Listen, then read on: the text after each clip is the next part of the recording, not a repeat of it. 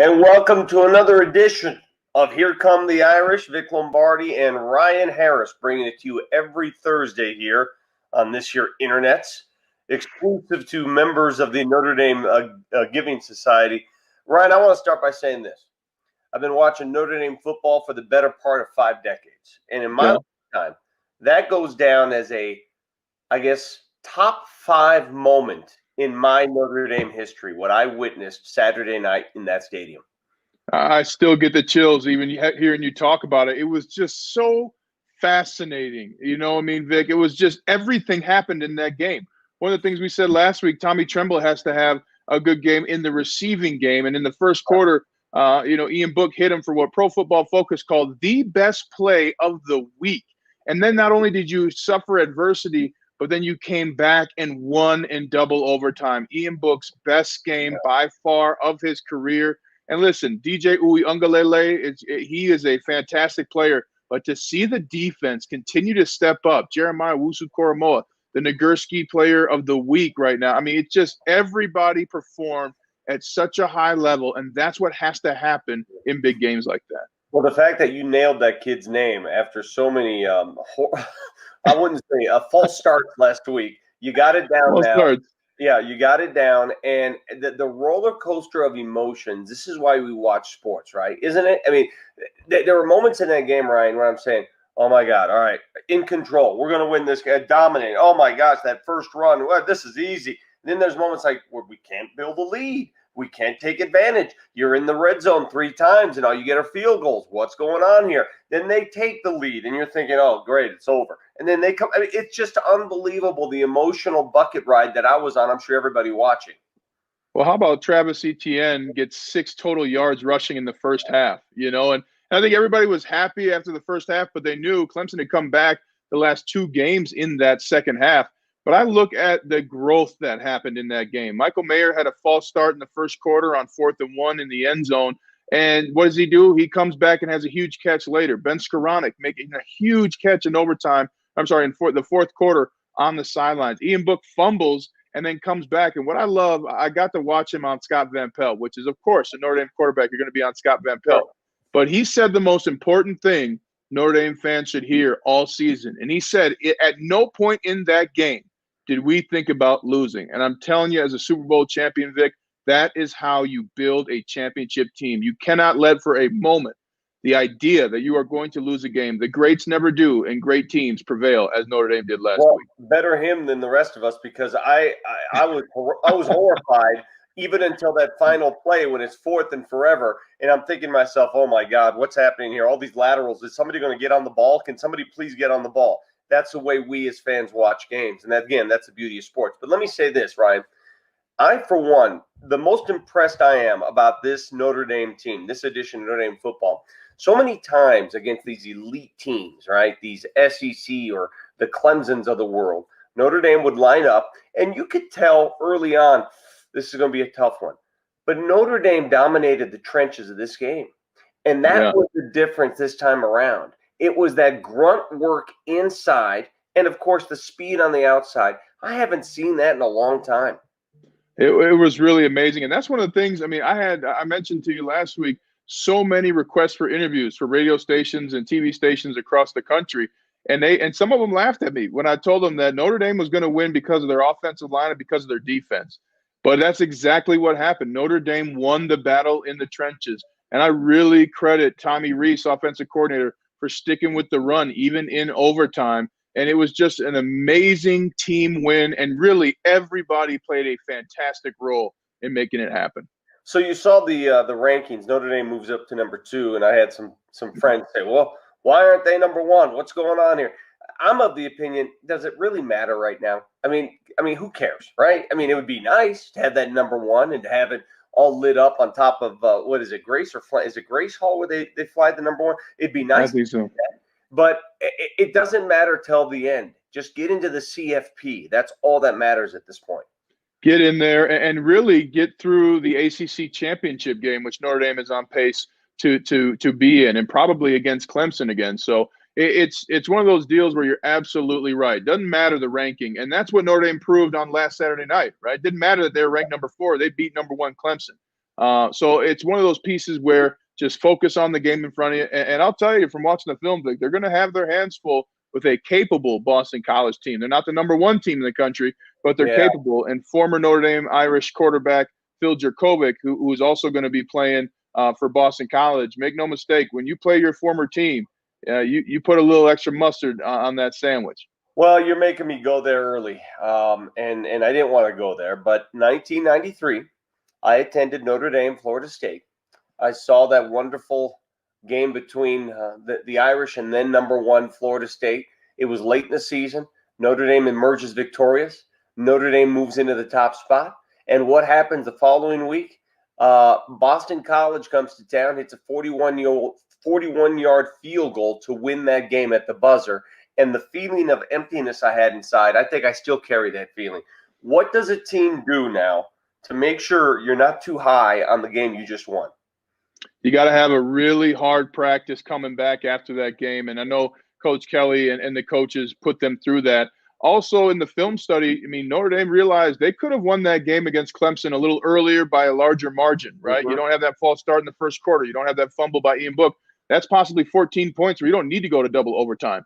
So the message is, hey, let's get better as we improve. And I love, what you've talked about. I've already gotten that a couple of times from Notre Dame fans. All that means is you're a historian. You don't predict the future. That's for Miss Cleo. She does that. You can call her anytime. But it's good to know your history, but not all the time does history repeat itself. And I really believe this is a different makeup of any other Coach Kelly team that we've seen so far. Does it matter where this game is being played this week? Does it matter at this point, given the fact that you just beat #1?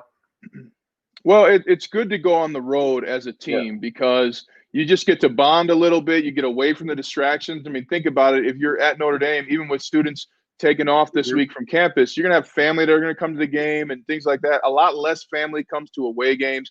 You get to spend more time with your team. And when we travel for the radio, we often stay in the same hotel as the team. And I can tell you, those guys love being around each other. They joke with each other on the elevators. They're always on time. They're always, where they need to be. And so it's really fun to see them enjoying this journey because I can tell you, when you get to the end, no matter how it ends, in a championship or not, you're going to remember and miss the times they're having right now. And nothing's better for a team than getting on the road, getting away from distractions, and really focusing in because they have nothing else to do in Boston. Yeah, all right, we'll go deeper on Boston College later in the show, but just on the surface, when you study that team, what do you see? What kind of characteristics does Boston College have? Well, this is a team that has to win this game with where their record is this season. They have to win this game to stay in any type of conversation for meaningful bowl games or in any kind of meaningful ranking. They also will have success at times, but they do not sustain success very well. That's why they were not able to beat Clemson. So you got to get on them early. But again, I bring up, they've not seen a defense like Notre Dame's defense, and their offensive line and their defensive line has not seen an offensive line like they will see in Notre Dame. Vic, I can run over you 10 times, and about the third time, you're going to start making business decisions, right? That affects people, and you're going to see that yet again this Saturday. All right. Before we get to the recap of Saturday night's craziness, 47-40. I mean, who could have predicted 47-40 for crying out loud? Before we get to that, I want to add a couple more things. Did you anticipate the Irish being able to go over the top as many times they did with long passes? I mean, against Clemson in that defense? Yeah. Yeah, it was amazing. Ian Book had 13 completions over 10 yards. But one of the things that I knew from watching Ian Book these last 2.5 years, he has the ability for the deep ball. And I told you last week, I got the sense watching them in the games and then rewatching them on film, they were holding a lot of the playbook back for that Clemson game. We saw it come out, and we saw it come out with confidence, which is the important thing. And I don't believe there's a more confident quarterback in the nation right now than Ian Book. He won that in part with his feet, too. And that's what made, I love it when it's a run play and that he's going to run the ball. And he did it so effectively against Clemson. When your quarterback can pick and choose and run the way he did, it opens up so many more opportunities, doesn't it? It really gives you a 12th man on the field. And I learned that playing with Tim Tebow. And one of the plays I can think of, I believe it was the second quarter or the first quarter, Ian Book takes the ball, and they use Kyron Williams as a fullback, right? We're going to interview Mark Edwards here in a little bit, and he was a real fullback. But one of the things that happens like that, the linebackers are going to naturally go to Kyron Williams, who typically handles the ball. So the block's going to come to him. And Ian Book was able to read it and run. And he's his best when he runs early in the game. I credit Tommy Reese for realizing that, calling those plays.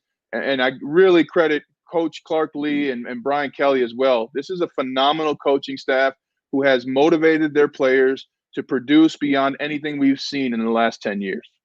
Listen, I don't want to dive into the controversy of the storming of the field and all that stuff. I don't want to go there. I do want to ask you what's going through your mind when the clock, well, it already hit zero because it's overtime, but when the game is officially over. I mean, what are the emotions? Well, it was after the second straight sack there in the second overtime.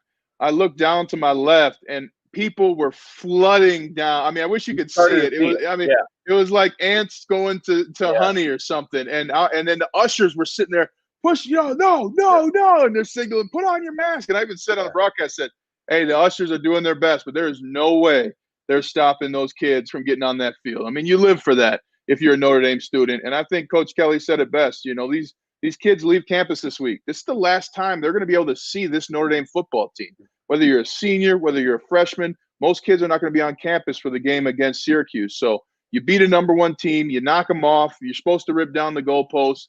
I understand that it's COVID, but I could see it coming, and it was really amazing.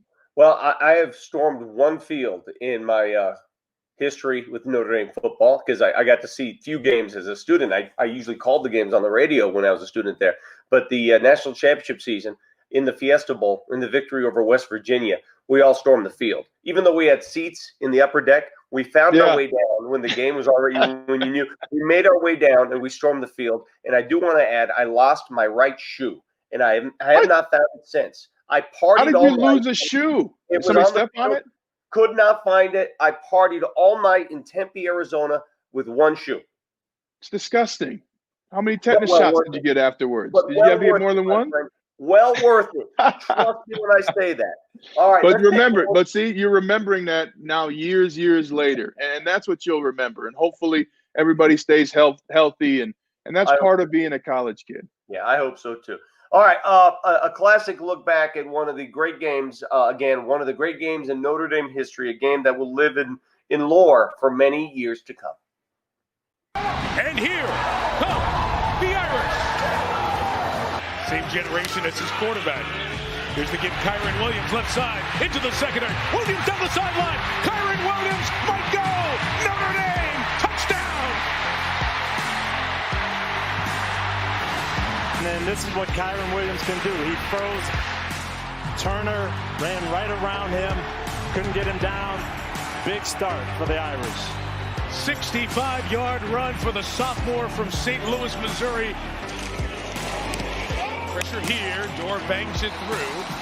8 points you leave on the table against a great team. Oh, on the top, it's in the hands of a Wilson Paramola, who will score! Touchdown! Bouncing off of ETN into the arms of Elusive Paramola for the second straight week.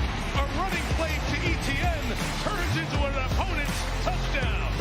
Man coverage. Fires complete. Rogers lost the ball. It's on the ground and picked up by Nick McLeod. For the moment, it is ruled a catch and a fumble. An Irish ball at the 25. But I'm sure there'll be conversation and a long look at the replay booth. 45-yard field goal attempt. Come for the block. They got up to get some leverage on it, but Dorr with great height. True freshman, second game. Book back at it. Book takes a shot downfield towards Javon McKinley, who brought it in. Oh, that's a catch. That's spectacular for the lead. Out of the hole to Bramlett. Dorr knocks it through as goes pressure. Here they come with 5. It's picked up, and Book's going to take that shot. Downfield, Avery Davis, 20. Davis, 10. First and goal for the Irish at the 5. Third and goal for Notre Dame. And Russ playing coverage. Book on the roll. He throws end zone, and it is caught for the touchdown. The blocking, the tight ends on that side. To the goal line and in. Kyron Williams for a Notre Dame touchdown. second and goal for the Irish out of the timeout. Williams, right to the right side. Howard to the end zone. And Kyron Williams scores again. The Irish can knock him off on this snap. Russian 3, dropping 8. Uyangalele steps up, loads and throws. It's caught. It's pitched backwards, up in the air. It's on the ground, still in Clemson's hands. And now it is down. It is over. And the Irish have knocked off number 1 Clemson. Well, those highlights will not get old. So many great performers, and you got to see there. Not only did Kyron Williams run fantastically in that game, also was fantastic in pass protection. Just an amazing performance by everyone. I can't wait to see what happens this week. And to go over this week's defense, please welcome AIDAN Thomas from The Observer. AIDAN, man, have you caught your breath yet since last week? I don't think I'm going to catch my breath for a little while. I don't think I've ever watched as many highlight videos for a game that I watched live as I have this week. I don't think I've gone a day without at least trying to rewatch some highlights. I mean, just best sporting event I've ever been at in my life. I was in the booth, but you were the student. Everybody wants to know, what was it like to be a student in that game? I mean, it was insane. I was texting my brother beforehand. He's out in the West Coast and watching the game, and I was saying, like, I've been waiting for this game for 2 years. I mean, as soon as I got into Notre Dame and I'm looking at future schedules, I'm waiting for Clemson to come. And then there's obviously the worry that I'm not going to be in the stadium, and then we get to be in there mostly distanced. And then, I mean, just the game we just really wanted it to be a good game, and it ended up just being just an instant classic. From scoring on the first play of the game, it was just like that different feeling of like, hey, maybe Notre Dame's actually going to be in this one. And then, right down to the end when you're pressing down and getting ready to storm the field, it was just absolutely electric from start to finish and just an amazing experience. Well, AIDAN, that's it. No more Clemson talk. On to Boston College. What is Notre Dame going to face against Boston College's defense?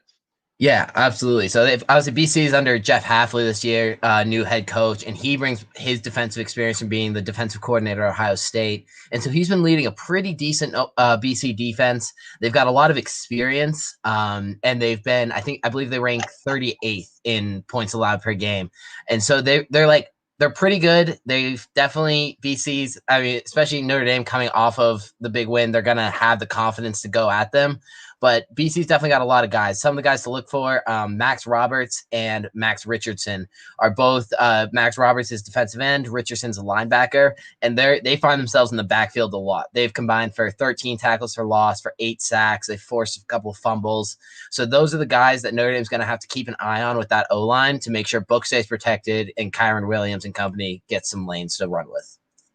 When you look at how this defense has been attacked, what's effective against this Boston College defense?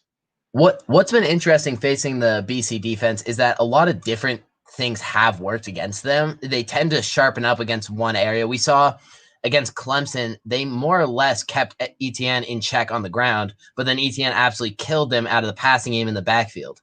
And so I would look for Kyron Williams to get involved on that front. Maybe, I'm sure they'll use Williams on the ground, but I'd say using him as a receiver out of the backfield is going to be an effective weapon. Against Virginia Tech, we saw Virginia Tech go with the QB run was hugely effective. Hendon Hooker ran for about 170 yards on them. But they also rank 118th out of 123 teams in 20-yard plus plays given up. And so they've given up 27 plays of 20 yards or more this year. And so that's something when you're in Notre Dame and you've opened up the playbook and shown that you can hit those deep passes, and Kyron Williams can run forever. You're going to be looking for those explosive plays to really put the game away.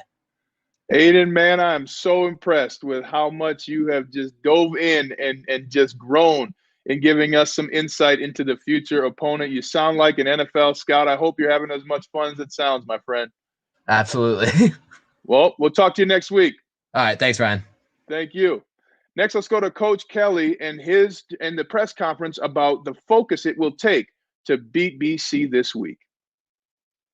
Great challenge this week with Boston College. Coach Hafley's done a great job, and you can tell watching this team, they play hard, very gritty, tough team, well coached.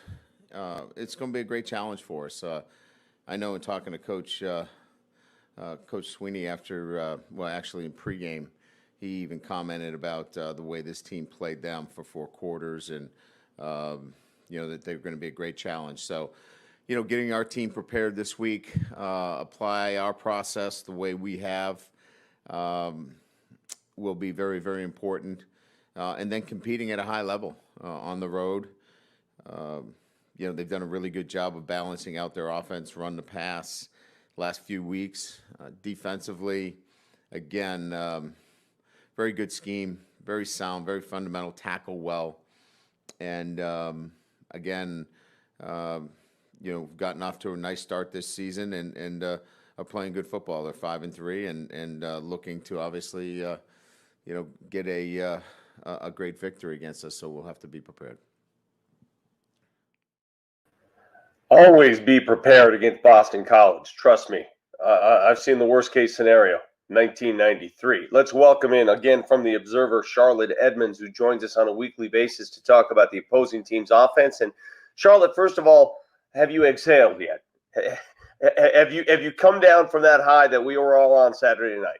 I will have to echo Aidan's statements and say I'm not sure I'll ever come down from that. Couldn't have scripted a better way to end my experience as a student here in Notre Dame Stadium. So it was insane. It was awesome. Let me ask you something about journalism, because that's a slippery slope when you're a student and you're invested, right? You cover the team, but you go to the school and that's your team.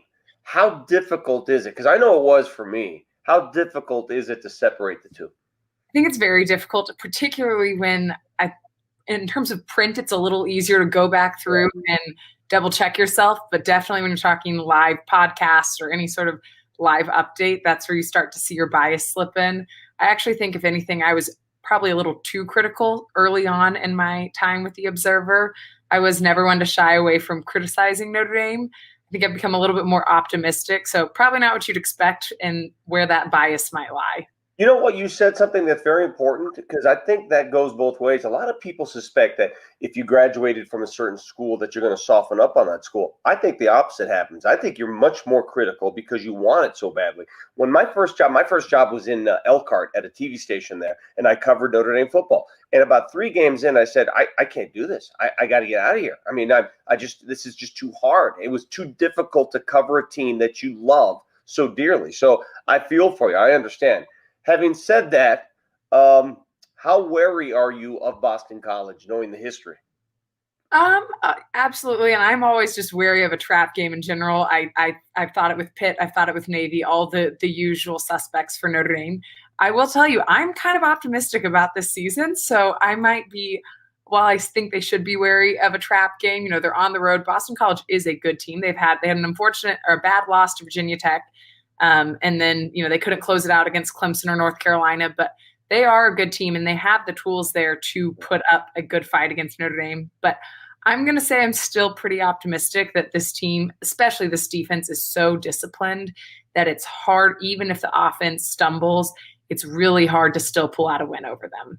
And their best weapon, of course, is their quarterback, who happens to be a former Notre Dame quarterback. So for those who don't know the story, tell us, how did Phil Jurkovec get from Notre Dame to Boston College?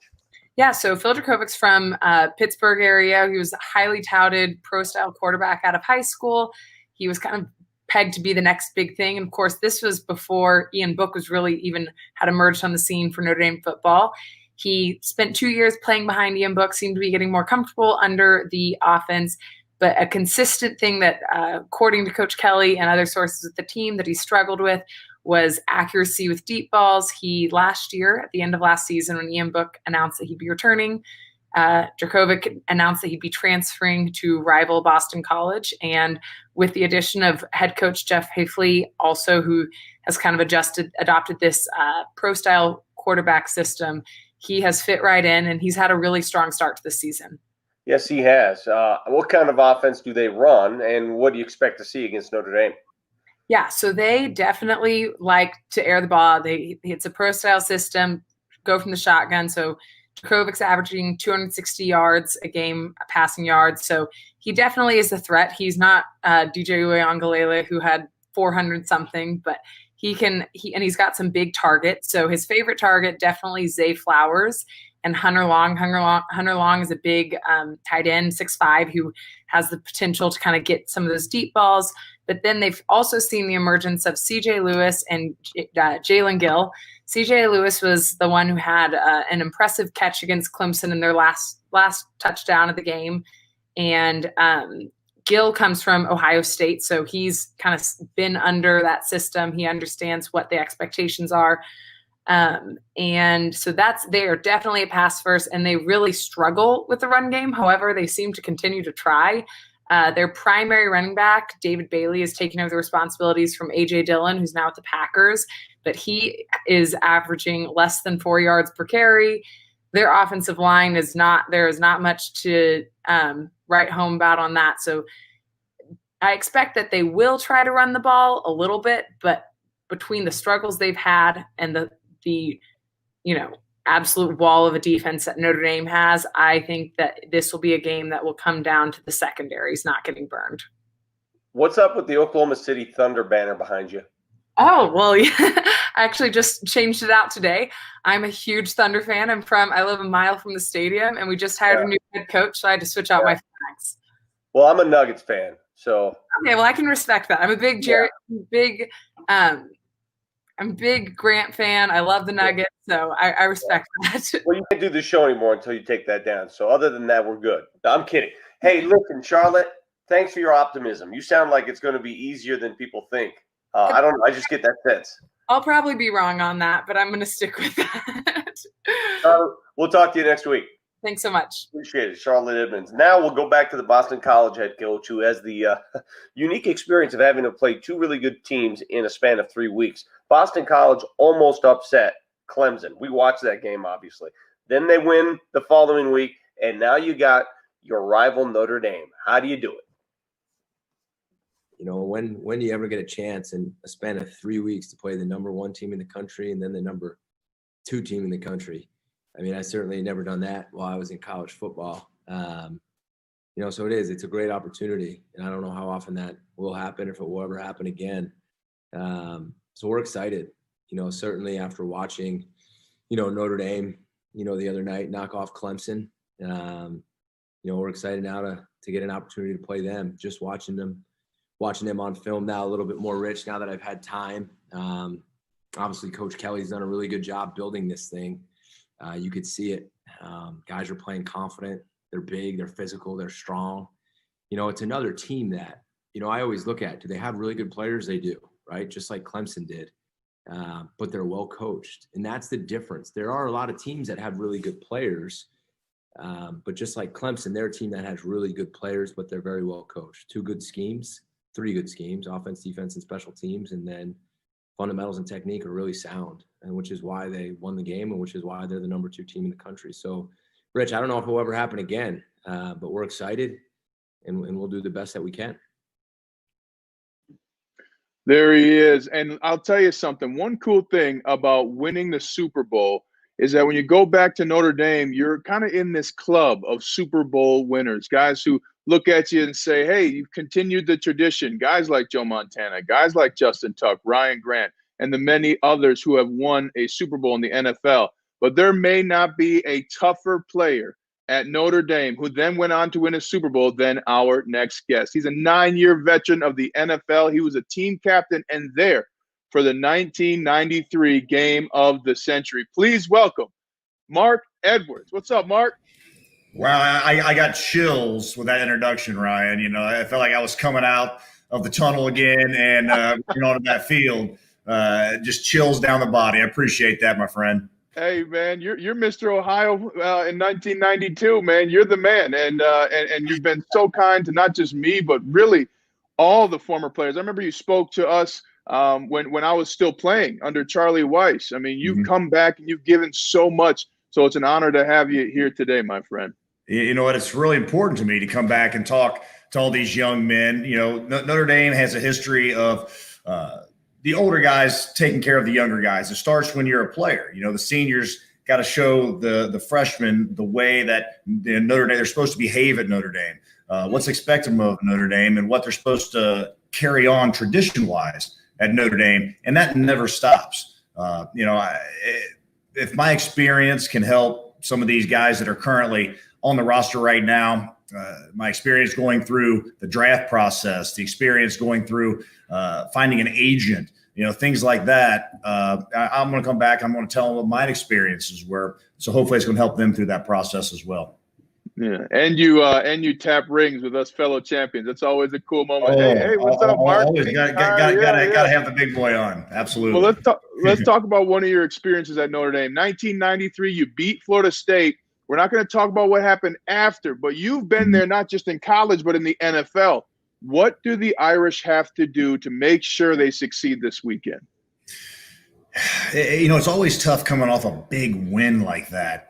There was so much buildup for it for weeks, and even Kelly even said himself that they were looking forward to that Clemson game a little bit over the past few weeks. You saw that with a couple lackluster performances against Louisville and Georgia Tech.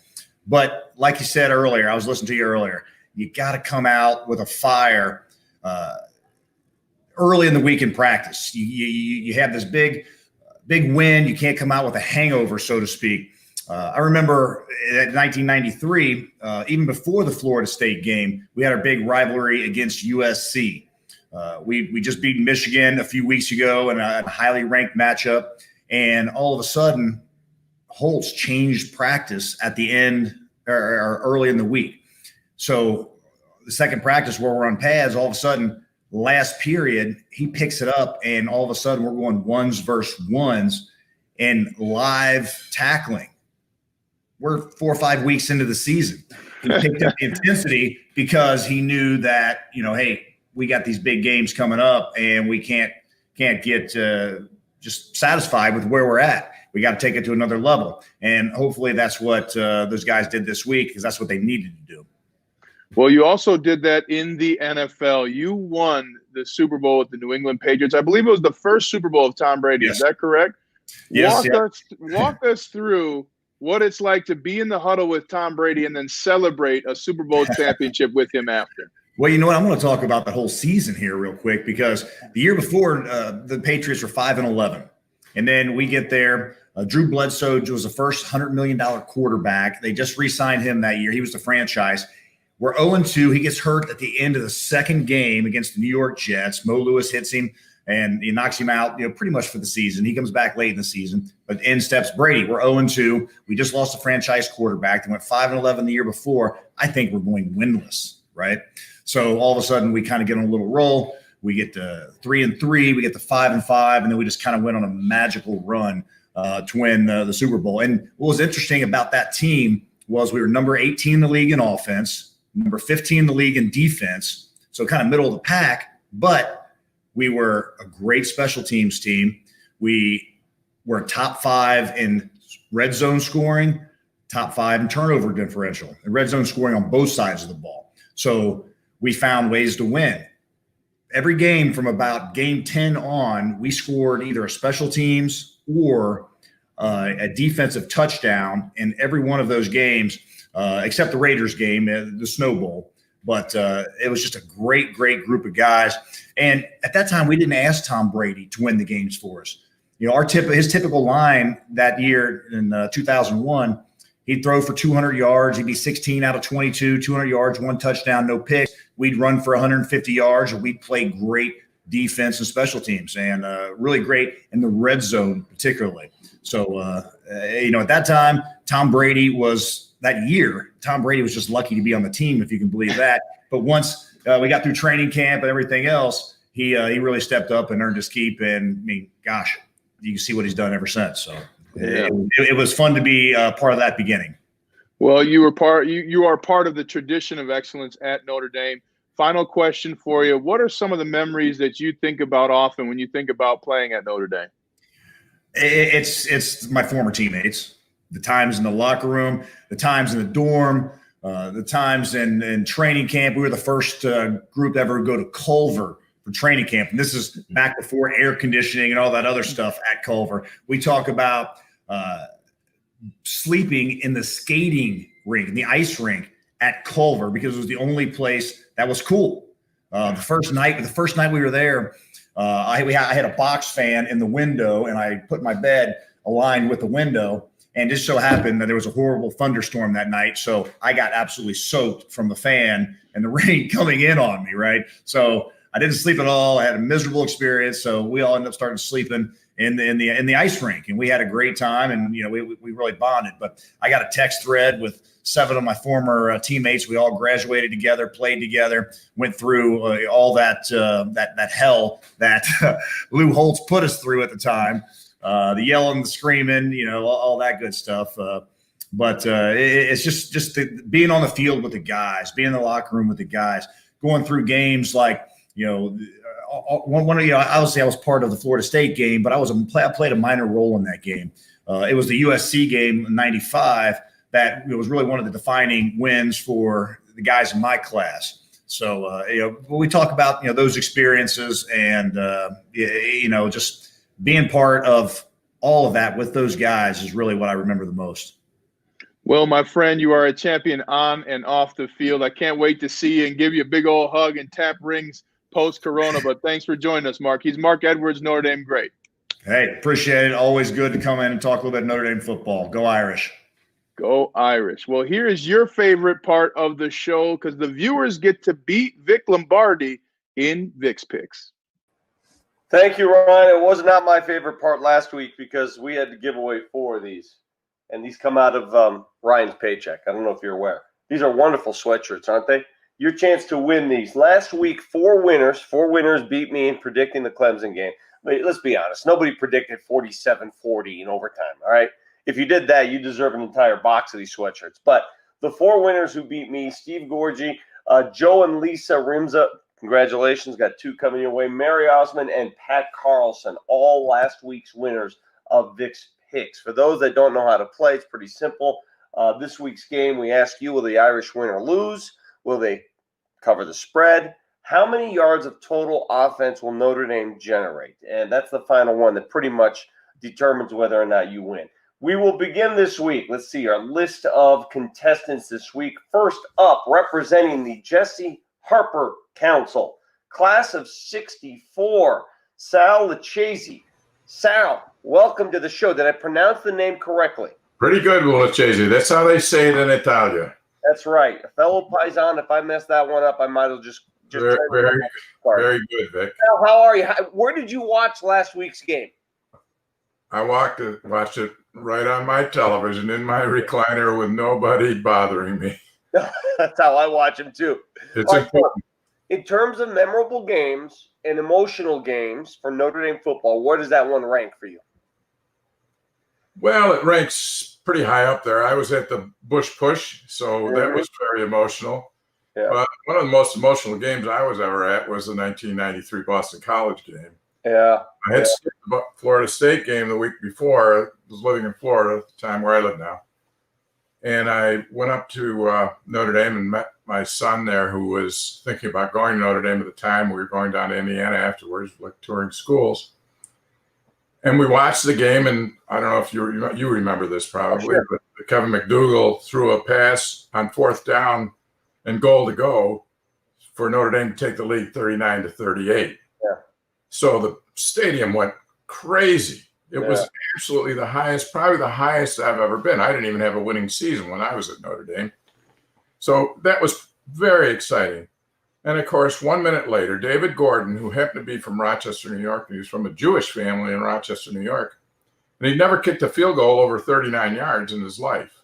And he was not on scholarship at Boston College. I knew his dad real well. That's how I know this. And David Gordon steps up and kicks a 45-yarder and to win the game. And my son, TJ, looks at me and he says, "Dad, I have never been higher or lower in my life in such a short time." which was the truth. That's the truth. So it was one of the most exciting games, and I'm, looking forward to us getting a little revenge. Very quickly on that game, 2 memories for me. On that final drive by Boston College, there was a pass that the BC quarterback threw, Glenn Foley, that was should have been picked, almost picked off by Notre Dame. Do you remember that? Exactly right. Number 9, I can't remember for us, that almost picked Bursich. Pete Bursich. Yes. Exactly. I remember that. And the one thing I remember from the field goal by David Gordon, I watched it on television. I wasn't at the game. but it looked upon his first hit of the ball that it was going to go wide right, and then it drew back in, and it was almost like someone saying no, yes. It was so painful to watch. I'll never forget. Anyway, that tight end for Boston College was outstanding, Pete Mitchell. Yes, he was. Pete Mitchell made about 13 passes in the game. Yeah. But anyway, good right, memory. What you got this week, my friend? Well, this week is a big week, not just for us, but it's also an emotional week for BC because, it's Red Bandana Week for them. And for those of you who haven't read this story, you should read the story about a great hero of 9/11 who was graduated from Boston College. So they're going to have some extra oomph in their play. They'll be thinking about that, and they'll be wearing red bandanas. So I think it's going to be a closer game than people are predicting. I think ND is going to win the game. I'm predicting a score of 33-23. So that Notre Dame will not cover the spread. All right. And you got 495 yards of total offense. So a good offensive game. I think it'll be a high offensive game, yeah. Okay. Sal, I love reminiscing with you. We could do this all day, my friend. We'll do it again sometime. Thanks, Okay. Take care. You too. Up next, representing the Kavanaugh Council, class of 95, is Dan Turner. Dan, how are you? I'm doing well, Vic. Thanks for having me on. No problem. Where were you last Saturday night? How were you watching the game? Yeah, I was at home as well. Would have been neat to actually be there in person, but it was pretty sweet watching it at home. Favorite moment from watching it? Really just the whole family when we realized we had a chance yet again with, what was it, under a minute? Yeah. So that was fun. Now, with Mark Edwards on, you should have had my wife on. My wife, Debbie, was Walsh Hall, class of 97. Oh, really? So she should be here instead of me for many reasons. But, wow. How about you? What hall were you in? I was Carroll Hall Vermin, a proud Vermin. Oh, we played Carroll Hall in the inner hall semifinals. We beat you pretty good. Well, we have quite a story. I don't know if we want to get into it, but there was a little bit between Carroll and Zom. We were supposed to play in the stadium, but then there was the game was kind of overturned, and Zom ended up playing for the championship. Oh, wait a minute. The game was overturned, so you won the game, and what happened? Did you have an illegal player? An ineligible player? How did the game was overturned? Obviously, from our point of view, nothing was wrong with anything we did, and that's true. But Zom has a different take. But Carroll Hall, we were almost at Holy Cross across the street. So we had some Holy Cross guys in the dorm, and it was a dorm football game, so they were on our team. I don't think that was against the rules. Hey, if they lived in your dorm, what's the difference? It was Carroll Hall football. I don't. You should have asked me to come in and arbitrate that whole thing. I would have been all right. Let's get out with your picks, Dan. Who do you like this week? What happens? Of course, Notre Dame. Okay. And I think the score 37-13 is what I got. 37, relatively easy. Of course, they'll beat the spread, and total yards. I figured we beat Clemson last week. I think this is one more yard than Clemson put up against them. So I figured Price is Right kind of bidding here, and we're better than Clemson. All right, Dan. In my eyes, you will always be the victor over Zalman. Thanks, bud. Thanks. Appreciate it. It's great to hear that stuff. Coming in from the Congregation of Holy Cross, Father Brogan Ryan. Father Brian, you're on the price. How you doing? Nice to see. Did we talk to you earlier this year already? Yeah, I was on Lou Nani and who was Father Kevin Grove about just being a rector and kind of working at Notre Dame. So I wasn't on this one, but yeah, I've been on. Okay, beautiful. Yeah. All right, so your emotional stability watching that game Saturday night, were you all over the place like the rest of us? I was up and down. I was actually in the stadium, which was pretty awesome. But it was quite a game. I was also at the Bush game, so like a couple of the others, it reminded me a lot of that. But much more grateful for the way this one ended. Are you like me though? This has got to be among for me, it's top 5. Where does it rank for you, Notre Dame games? Yeah, I'd say. I mean, I would put it up for sure there with the Bush game, probably over that. Part of it's just where this semester is on campus, and the kind of catharsis for students, and that it was an awesome moment, to be honest with you. It was a really, really awesome moment. Yeah, being there must have been something, but I could tell you the ratings on NBC, the highest ratings in years. And that was a very busy night in this country, if you recall. So people had their eyes glued on that game, especially for a game that started on NBC, went to the USA Network, and then returned to NBC. That was a huge audience. Yeah. I was proud of my mom. She kept track of it. So, it was good. If mom can handle that remote, my mom and dad call me all the time, wonder what channel and stuff's on. Exactly. Right. What channel is it going to? Yeah, exactly. I mean, I'm used to it. Father, what do you got this week? Vic, I'll be honest, I workshopped this with a couple of guys in the hall. So I'm rector here in Keogh Hall, and we always just root for the guys. But I say Notre Dame, of course, wins. They'll cover. We got 38-21 as the final score, and 375 yards of offense. So Ian Book's a Keogh guy. We're rooting for him. Wow, is he really? Yep. How is he? Does he keep to himself pretty much? Or he's not there now. He's not there now. You're a Keogh guy even when you move off campus. Yeah. So, we got a bunch of guys in Keogh, including Father Nate, who's the chaplain for the team. So we root for the Irish, but also for the Keogh guys. I'm just curious, how long do the players stay in their respective halls before they move usually? Yeah. It just depends on the guy. Ian was here for 3 years, and we had just a bunch of guys here last year. Jack Lamb, Hunter Spears, George Tackett's, Jack Kaiser. Wow. Ton of guys. So just depends on the guy. Someone moved to different halls with their friends or with other players, but it's really awesome. They plug right in with the rest of the guys, which is neat. That's a special thing about Notre Dame. They live amongst us. That's great. Father, thank you very much for your picks. Hope you win. All right. Thanks so much. All right, take care. Coming in now, representing the Soren Society, class of 78, Jim Leonard joins us on Here Come the Irish. Jim, how are you? I'm good this evening. Thank you. Yourself? I'm very good. So be honest, when Clemson took the lead late, what did you think Notre Dame's chances were at that point? I'm always an optimist. There was enough time. That was my biggest concern, was there going to be enough time to score? And I was actually rooting for them to score early. I was like, just get it out of the way. Get in. Give Notre Dame time to get back down the field. That's the way I was looking at it. Yeah. All right. Give us your picks before we get into more detail. Sure. The Irish will win. They cover. I got it at 34-17 as the score. And I think we're going to run the ball on them. I got 485 yards. Wow. Okay. So across the board, you make it look easy. Do you remember that Notre Dame Boston College game in '93 we've talked about on this show? Do I remember it? Probably. Can I give you any specifics? No.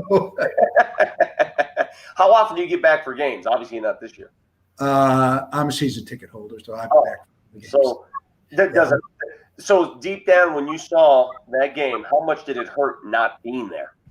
It's hurt all year not to be there. It's the weather's been so nice for all the games. It's just hard to sit at home and watch it on TV when you could be there. And I've been there on rainy and snowy and cold days too, but it would have been a nice night to be at school. Yeah.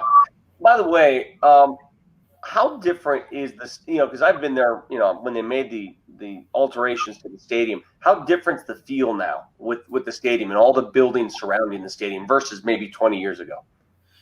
Well, I've actually got a model that I keep on my desk at the office of the old stadium before they added the second level and now both end zones.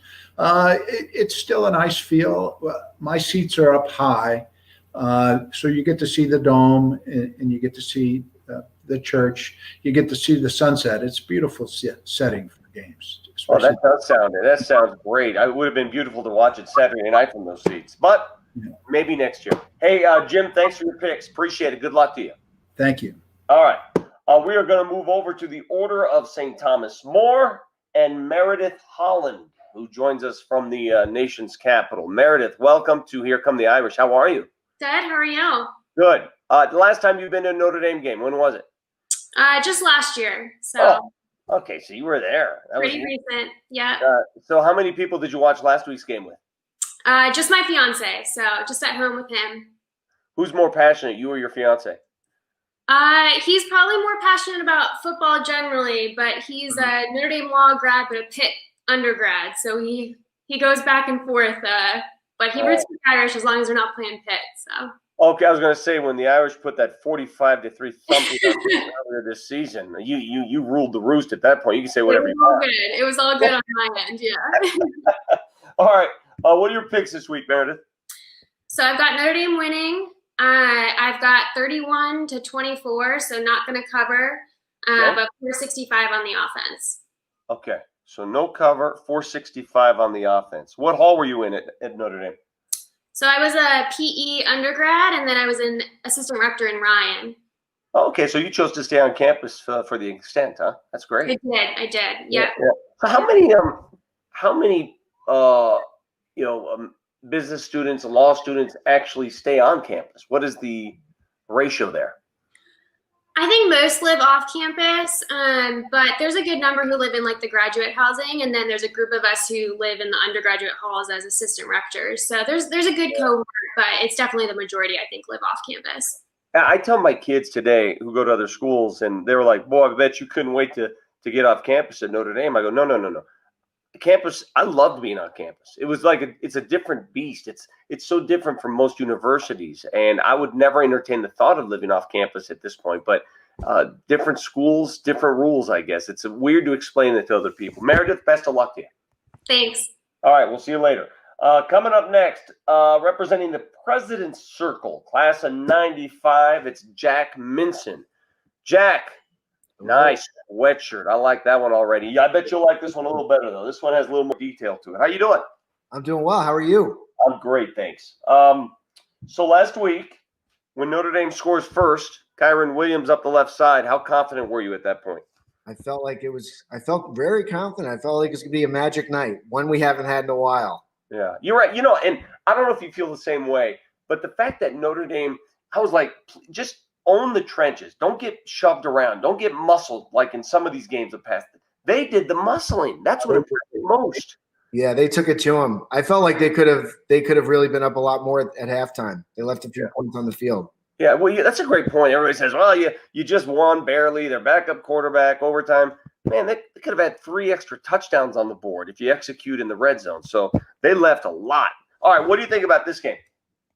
I like the Irish. I was watching it last weekend with some fellow Irish. My son's a sophomore, and I was watching with another sophomore dad, but unfortunately we had 2 BC grads with us, so they were talking some trash about what's going to happen. But I like the Irish.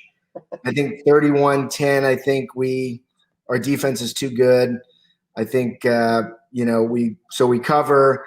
And I don't think we generate a ton of offense, but I don't think we'll need it. 380 yards and maybe a defensive score by a pick by Kyle Hamilton. Jack I hate to bring up a sore subject, but you must have been a sophomore in 1993 during that BC game. What do you remember about it? I remember that we almost won. Bursic almost had the interception. Mm-hmm. But my youngest brother, Pat, went to Boston College, and his name of his fantasy football team is David Gordon's Kick. So I have to watch. I remember the kick, but it was a great lead up to that week because we had the number 1 sign up on Grace, which was fun. So we were number 1 for 1 week. Well, tell your brother that's all he's got. That's all he can hang his hat on. That's their national game. Please do pass the message. Best of luck to you. Thank you for jumping on the show. All right, we will wrap it up. Class of '79, repping the athletics director's circle, Steve Finelli on Here Come the Irish. Steve, what do you say? How are you? I'm great, man. How are you? What do you got? We got a weight set behind you? What do you got going on? I got a few things. Yeah, it's my office, man cave. You can call it whatever you want, but I got a few things going on. Yeah. Where do you watch the games usually? I'm going to watch it in my living room. I'm going to watch it in my living room with my family. How happy were you when the Irish picked up that final lateral to beat Clemson? I'm telling you, I mean, I have to admit, I thought things looked bleak, but I really have to hand it to Book because he came up the biggest he's ever come up on the biggest stage in the biggest game. So I have to give him a lot of credit. You're so right about that. I think he's one of the more underrated quarterbacks in the game because, he doesn't pop on the screen like some of these guys, but he just makes plays, and he does it with his feet and his arm. That's what I love about him. It's funny you said that. I've got a good friend of mine who pitched for the Chicago Cubs, and he was telling me that he was watching Book's footwork and said that he could play shortstop for him anytime. That's not a bad idea. All right, Steve, what do you like this week? It scares me. The game scares me. I remember 93 very vividly. So we win, but I don't think we're going to cover. And I got about 415 yards of offense. Okay, so you got 30-19 as a final score, no cover, 415. Steve, you're about to hear my picks. Stick around and watch them because you and I are pretty much on the same page, my friend. Thank you very much. Good luck. Thank you. Okay, that's all our contestants in this week's Vic's Picks. And now it's my turn. Again, when you're picking games for whatever team, sometimes it's good to have historical perspective. And in this case, it's bad because history, and you remember moments like 93, and it sets a bad taste. And that taste, you just can't get it out of your mouth. And it really blurs my vision of how to pick games. And so when I look at Boston College, I am always afraid. I'm always scared, especially after you beat the number one team in the country the week before. So I think it's going to be a tough sledding type of game. Notre Dame will win. Notre Dame will not cover the spread this week. It's going to be one of those hold on for dear life kind of games. But let's go ahead and throw up my picks as Notre Dame visits Boston College. The final score is going to be 30-26. You heard it here, 30-26. Now, I'm not telling you it's going to come down to the wire. Maybe Boston College throws up a junk touchdown late to make it a closer than expected game. But it's not going to be easy. They never are against BC. That's Vic's Picks. Best of luck to you. Hope you win some sweatshirts next week. All right. We're going to toss it over to a nice feature on ESPN's College Game Day, which, of course, made its mark last week in South Bend. You realize College Game Day's very first show was at Notre Dame. This is not just a football game. This is a happening. And if there was ever any question about this being one of the biggest games in Notre Dame history. Al Gore, Andre Agassi, some others got turned down. Any big Notre Dame game is going to have a certain kind of atmosphere and all that tradition and all that history baked into it. It doesn't have to be the game of the century or the game of the decade because certainly it is the most anticipated college football game of the year. It was more than just a big football Saturday or a traditional game, all those things that are always in play at Notre Dame. This one was the whole country is watching, and this is going to be our moment. With the cast of characters, the setting, and the circumstances in place for a memorable game. Everybody was here. New York Times, Sports Illustrated, and no longer a fledgling, but an up-and-coming network, ESPN, took their game day show on the road for the first time ever. Game day was not a thriving, heavily watched show back in those days. We knew that it could work. We just had to convince the bosses that there was a game in the regular season big enough to warrant spending $50,000 to take it on the road, which for them to make that kind of financial commitment, the game had to justify it. The hype had to justify it. And we saw this as a great opportunity. Only in college football can you have a regular season event of this magnitude because other sports settle things with the playoff, and it's much more special, of course, to have it on a college campus. We had no idea how to stage the thing. I'll take Florida State 31-30. Yay! Yay! Yay! I'll take Notre Dame 31-30. The fans didn't know what to expect when they showed up, the ones that did.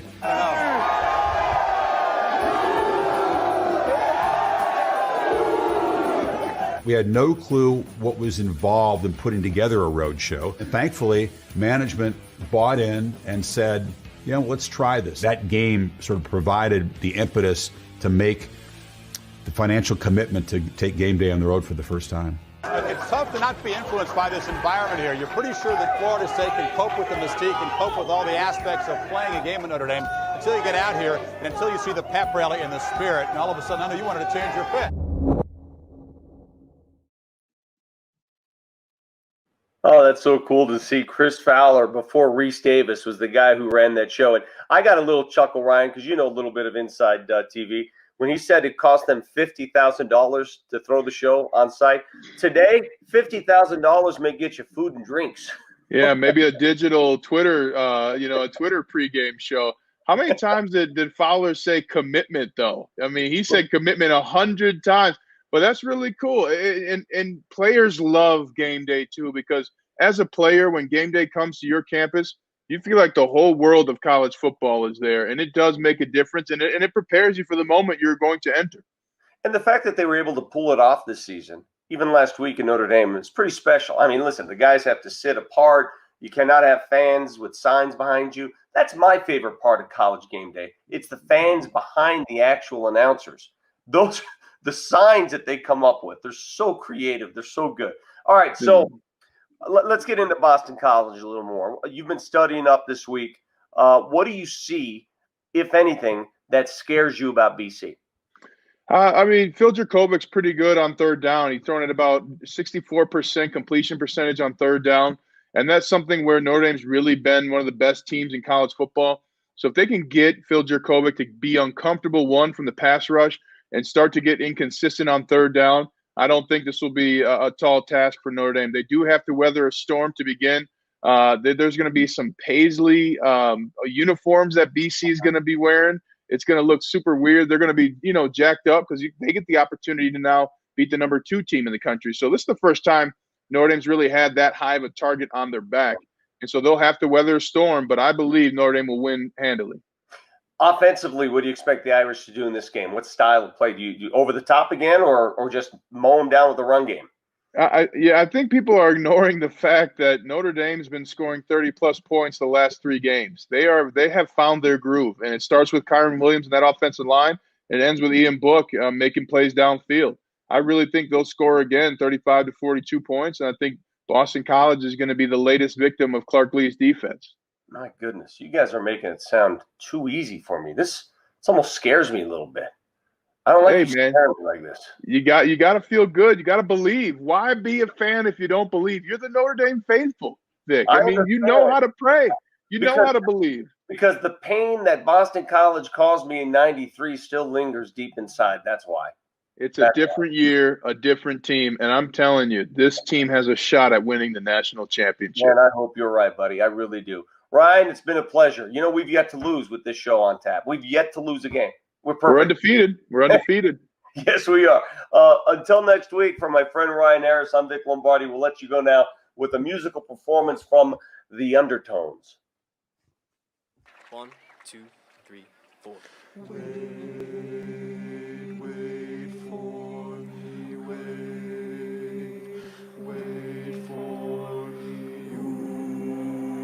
Steal my heart and hold my tongue. I feel my time has come. Let me in, unlock the door. I've never felt this way before.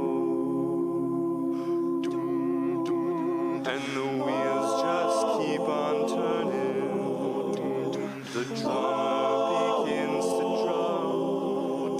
I don't know which way I'm going. I don't know which way I've come. Hold my head inside your hands.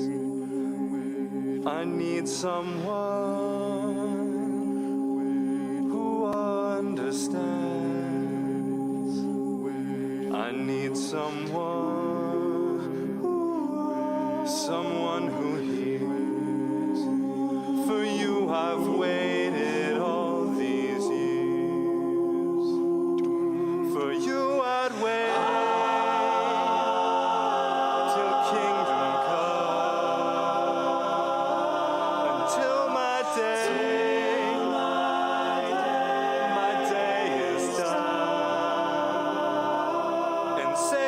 Come.